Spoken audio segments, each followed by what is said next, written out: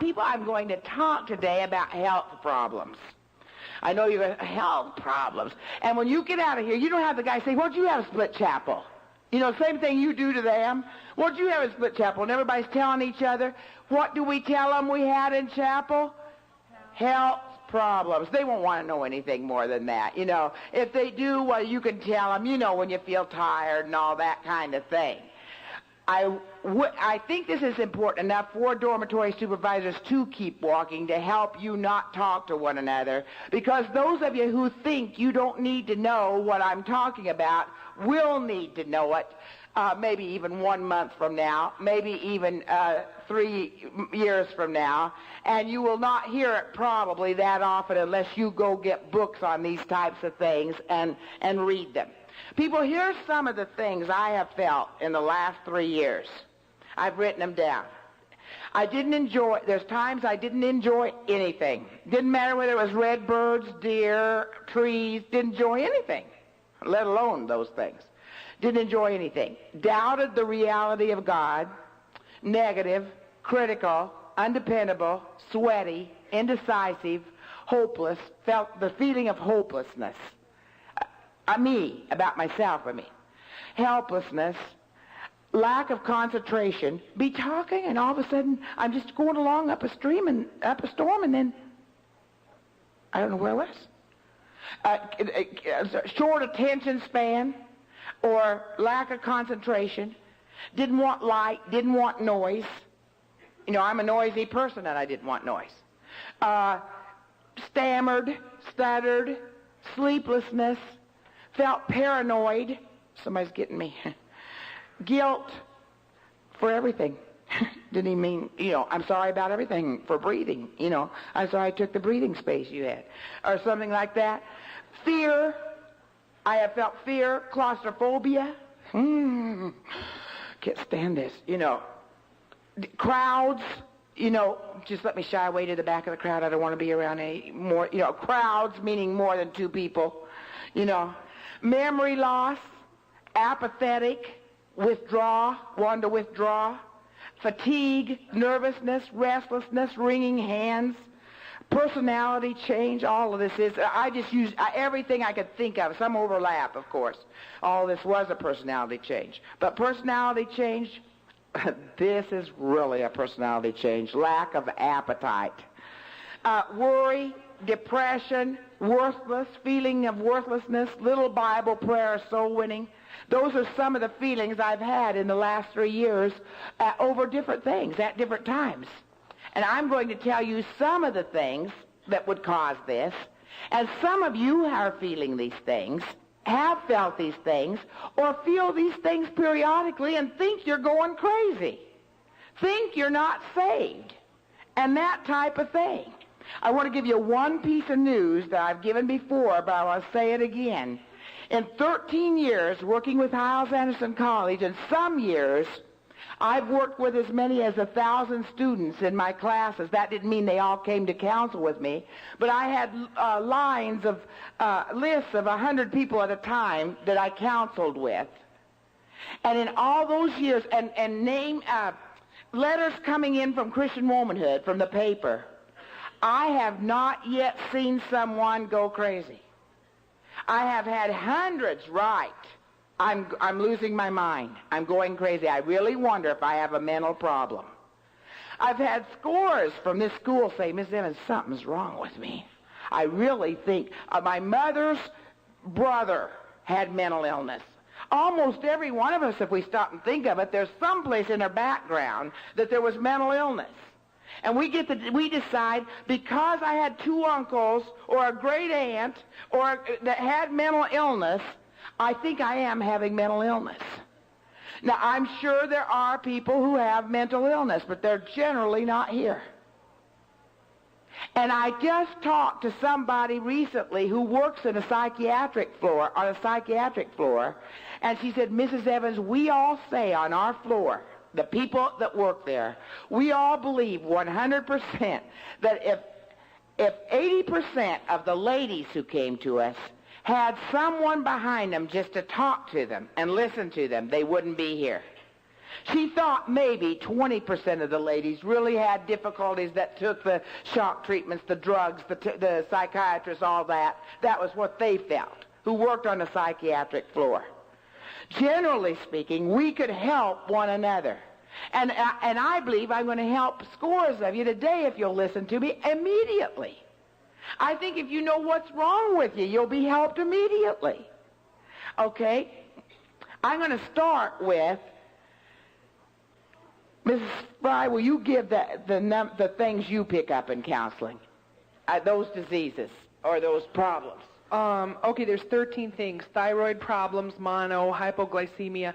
Like the person comes into me and says, Miss Fry, I just feel terrible, my life's falling apart, blah, blah, blah. You know, I don't have any character. That's what they say. But usually it's one of these. Thyroid, mono, hypoglycemia, diabetes, anemia, chronic tonsillitis, bladder infections, allergy to the birth control pill, TMJ, female problems. TMJ is a jaw. Transmandibular, I can't say it. But it's a jaw about problem. The jaw. No, it causes severe headaches and some chewing problems. Female problems as in cysts, bad sinus infections, and other allergies. Okay. Now, tell me she's not just thinking this. You don't say this is what it is. What do you do? Well, usually I ask the person, like, sometimes I ask, are they on medications?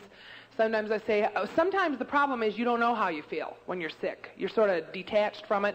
And so the first thing I do now is I say, please, will you go have a complete physical before we even talk about what your problems are? So then often I call Mrs. Grafton, or sometimes right now I've been writing out a note, and we've got a special thing now. When somebody comes extremely exhausted, there's just 5 tests we're automatically running. So she knows what they are now. So we've sort of got that kind of a thing going. And so that's usually what I do right off the bat. And what didn't you find in counseling 2 weeks ago one time? Weren't 5 people found that had one of these in one night of counseling? Yeah. In one night, yeah. And you just sent them to the clinic. Now we're talking about people who have not everybody who comes for counseling.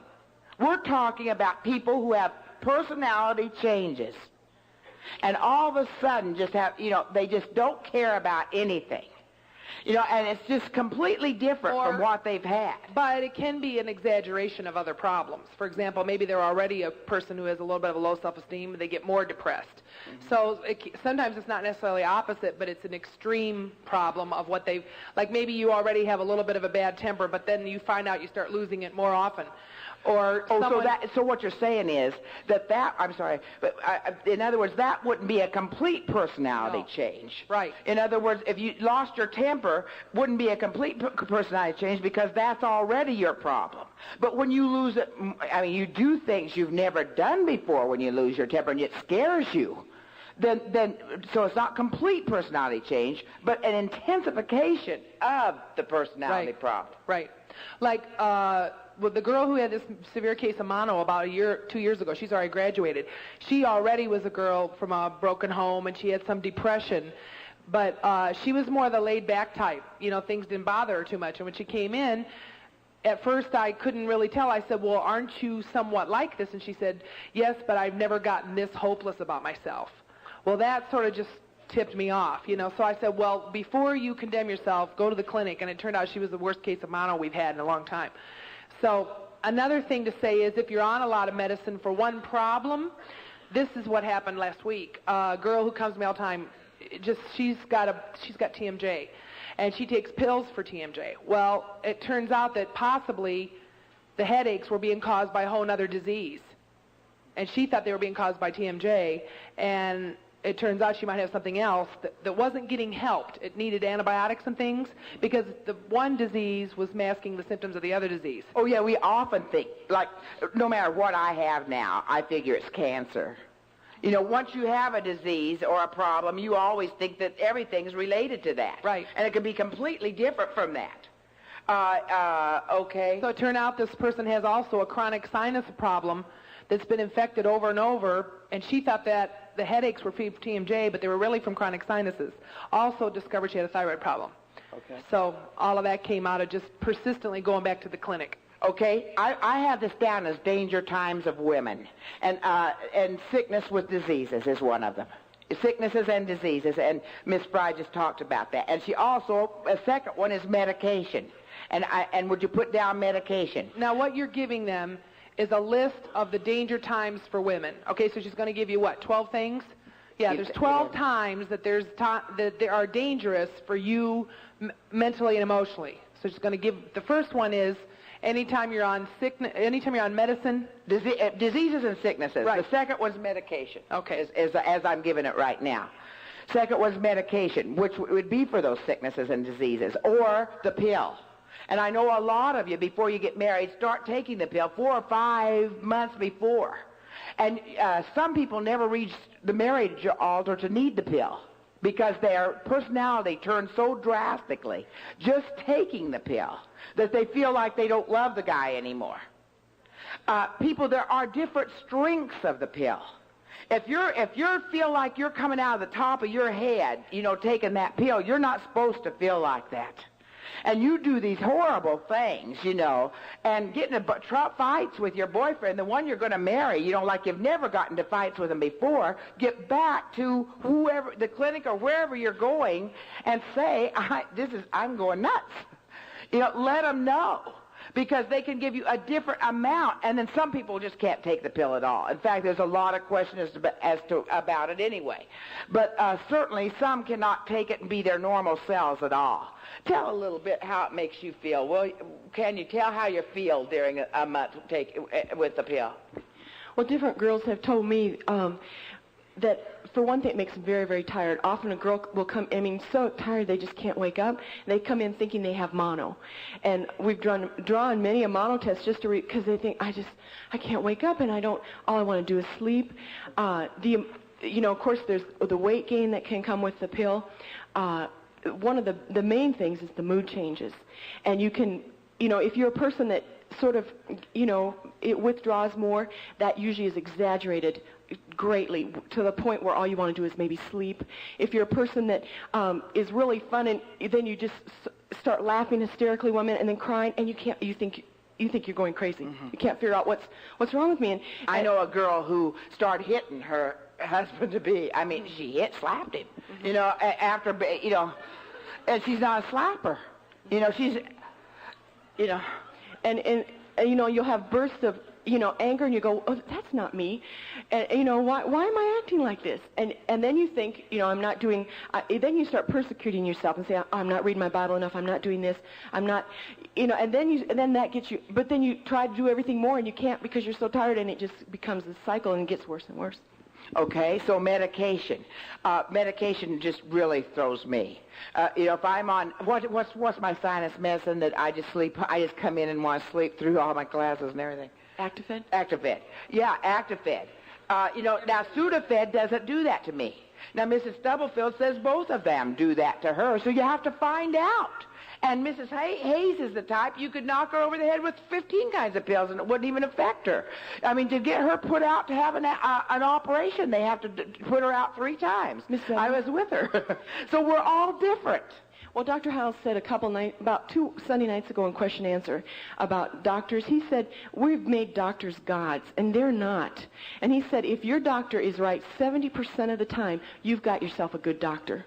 And he said, they're not God, and sometimes it does take different, and everybody is different. And that's why you can't say, well, so-and-so took this, so I can't, or so-and-so.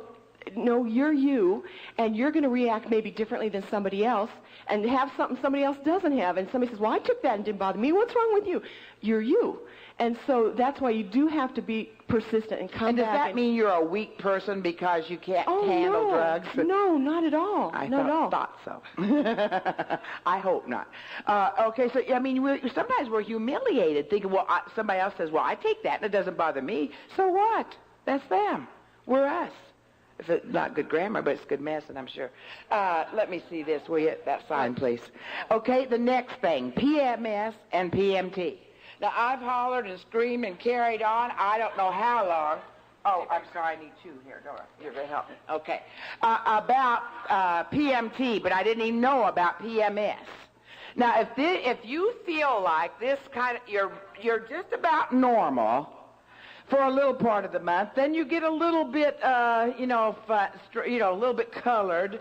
Then a little bit jaundiced. Then you turn into a light-colored beast. And next you are a mean beast, a really dark beast. And then all of a sudden, your period starts, and you're okay again the next day. Now, people, there's a big difference between PMT and PMS. Premenstrual tension is PMT.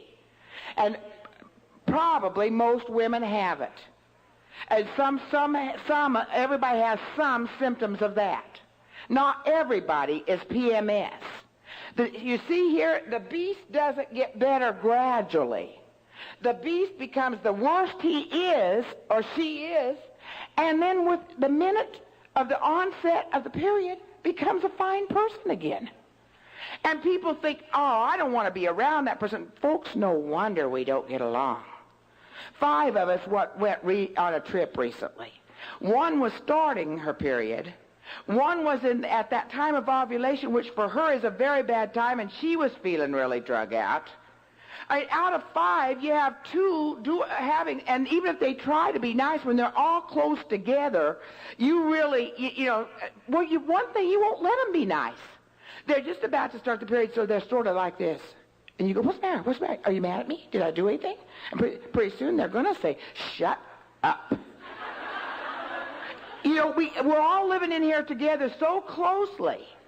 And a PMS person, premenstrual syndrome, which is a completely different thing, and they're just finding out, and I think they're just finding out about it because of the fact that when women were having so much trouble with it, they were home alone, and it didn't matter if they were mean to the kids and mean to their husbands.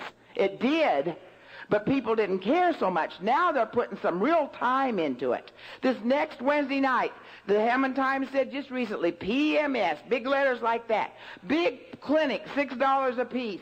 That they're having here in Hammond on a Wednesday night, but the fact is, now that people are missing work over this thing. And see, you can feel bad with PMS up to 3 weeks of the month. Now, that'll be just 1 month, and 2-3 months later, it'll just be a week before. You're different. But if you think, how could I act like a beast like that one day and be my loving, fun self the next, ready to tear the world up and do all kinds of good things for everybody? People, how can a man understand it? We don't understand it.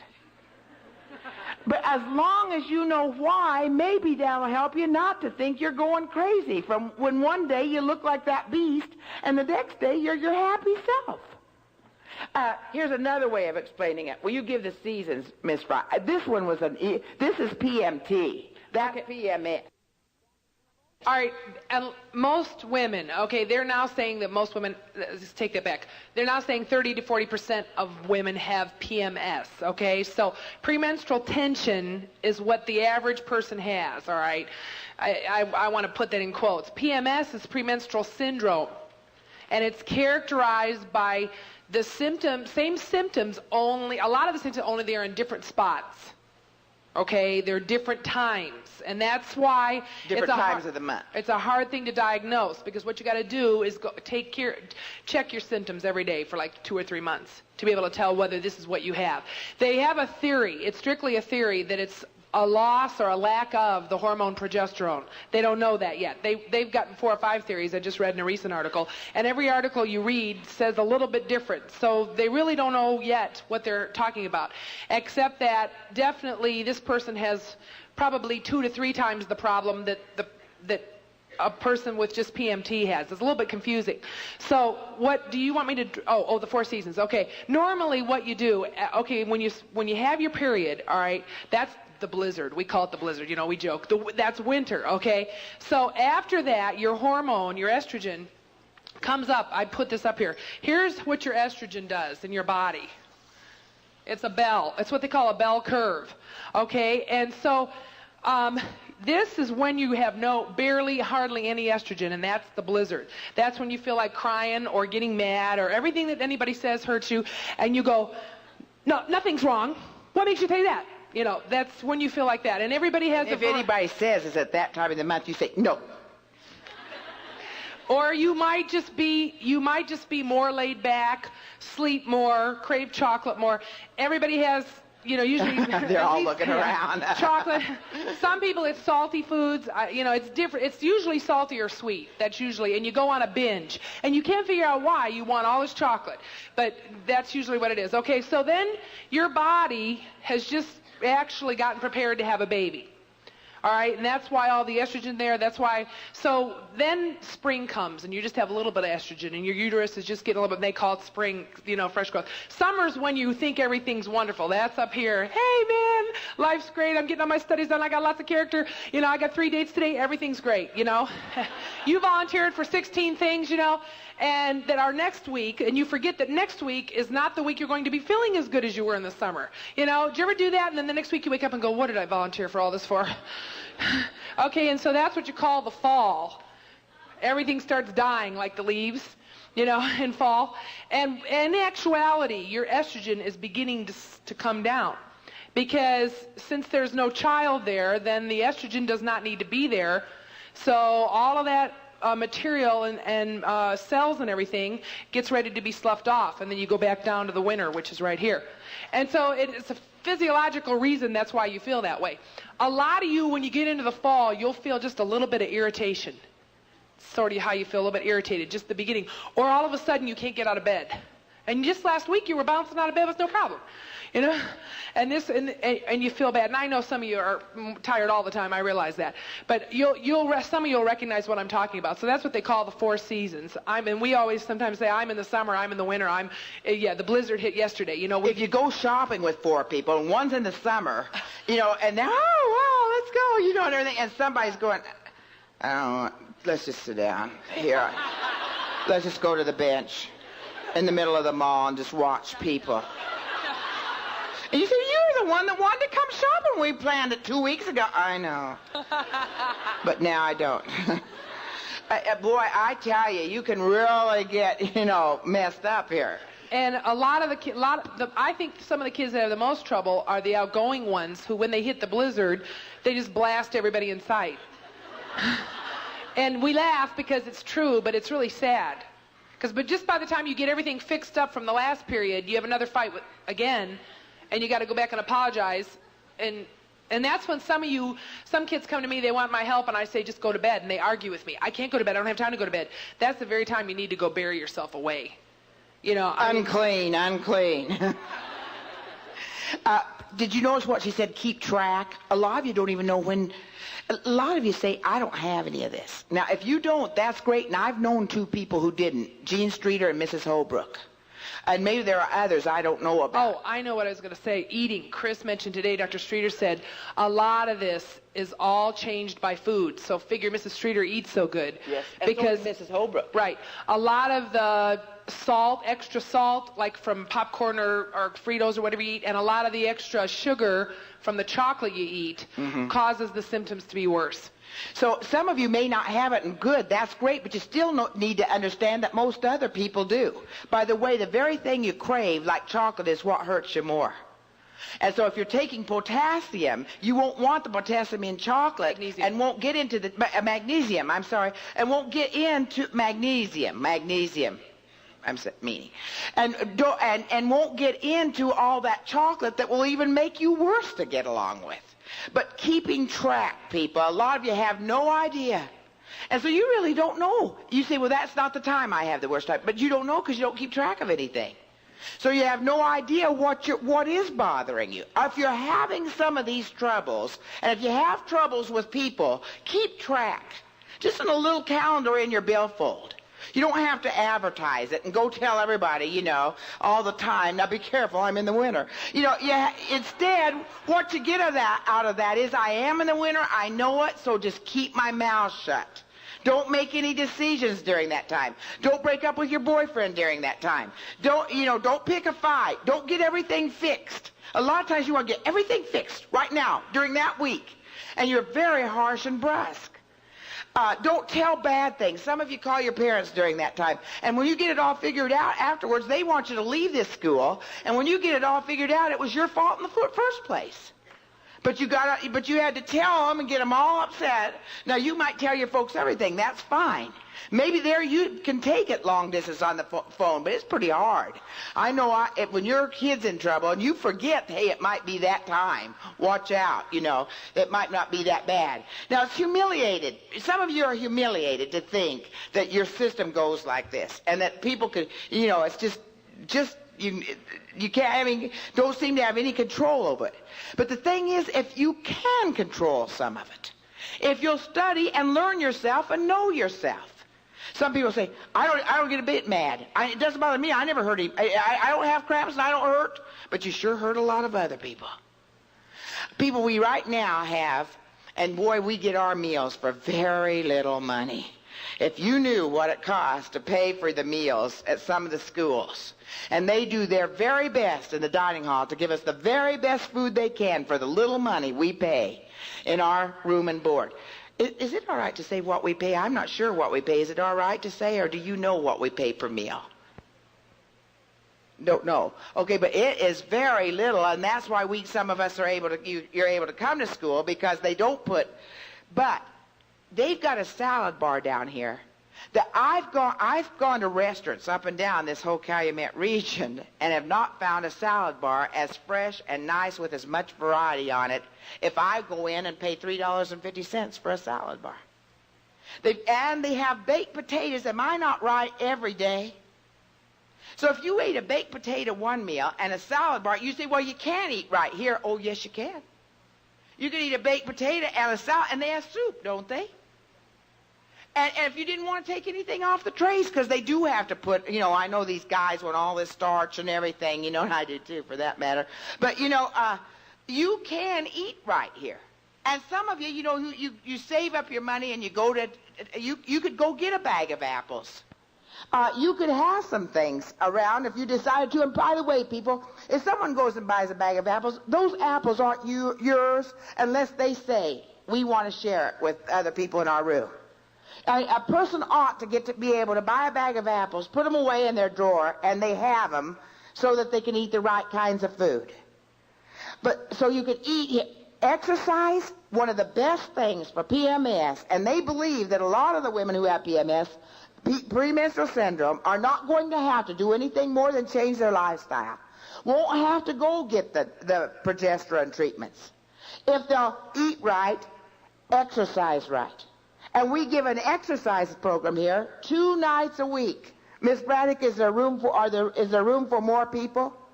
We have an exercise program here 2 nights a week. If you don't want to take that, we've got a lake you can walk around. 1.5 miles a day, they're saying. If you would just decide how many times it is around the lake and walked around the lake, just walking, doing something so that you would be able to feel better. Some of you have even suicidal thoughts during this time of month. And you can't believe you have these thoughts. There's a way to fight them. And some of them are very, very simple. Okay, I have about 2 more minutes.